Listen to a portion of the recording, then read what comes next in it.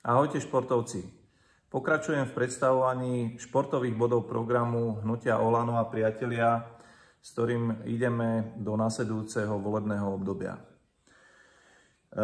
Dnešnou témou sú financie, čo je samozrejme jedna z najdôležitejších tém, keď nie najdôležitejšia.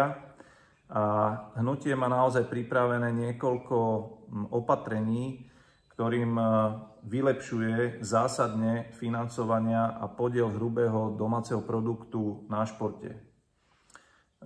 Taká pomyselná hranica je 1,36%, čo je priemer Európskej únie, a na túto hranicu by sme sa veľmi radi dostali.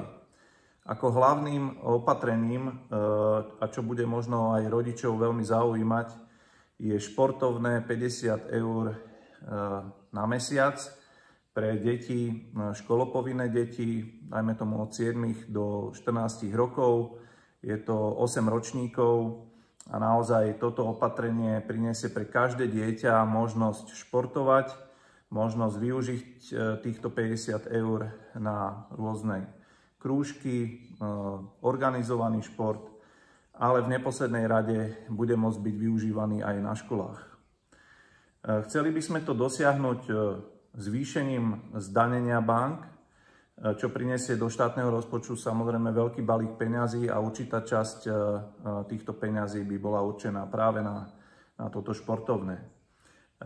Ďalej som spomínal v minulom vstupe zriadenie športovej agentúry Slovenska ako lepšie postavenie športu vo verejnej správe. A cez túto agentúru vlastne prúdia peniaze jednotlivým zväzom. V súčasnosti je to z výnosov z lotériových spoločností.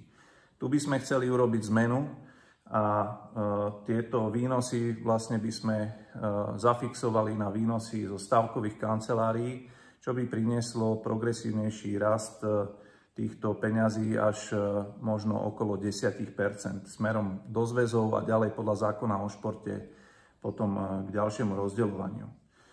Takým tretím zásadným opatrením by boli daňové úľavy vlastne pre firmy a štátne podniky.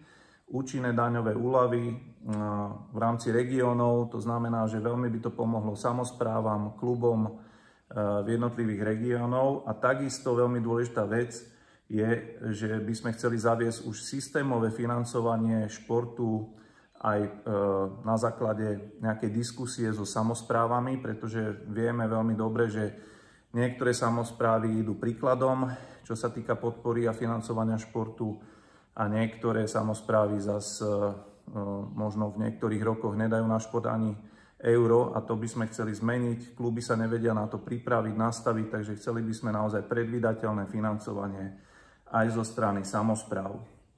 To, čo už sa podarilo, je čerpanie z eurofondov na športovú infraštruktúru. Samozrejme sú v tom zahrnuté aj cyklotrasy, cyklodoprava a podobne, čiže dnes už môžu byť vypísané výzvy z partnerskej dohody v novom programovom období na čerpanie vlastne eurofondov a takisto z plánu obnovy.